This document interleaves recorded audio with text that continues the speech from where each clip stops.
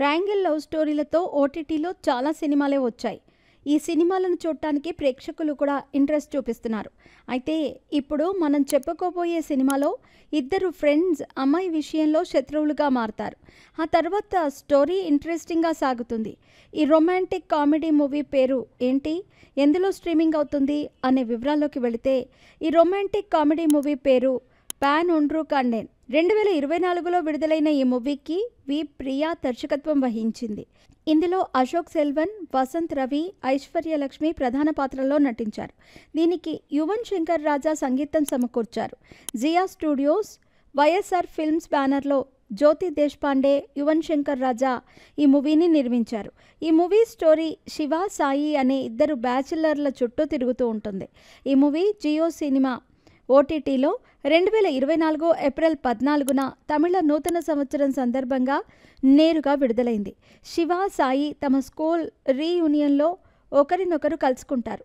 బాల్యంలో వీళ్ళిద్దరూ ఎక్కువగా గొడవ పడుతూ ఉండేవాళ్ళు.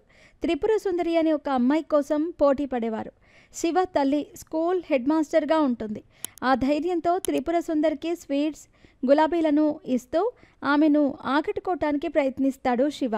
ఈ పోటీ ఫ్రెండ్స్ ఇద్దరి మధ్య దూరం పెంచుతుంది.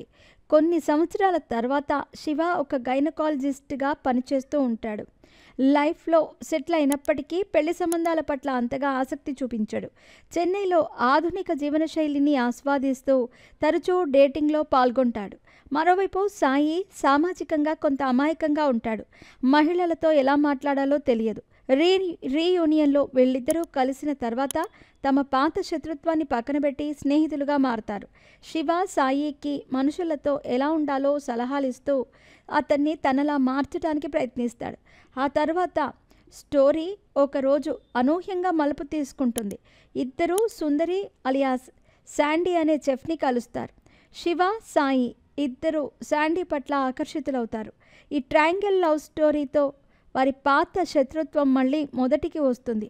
ఇంతలోనే శాండీ గతం గురించి ఒక ట్విస్ట్ బయటకి వస్తుంది.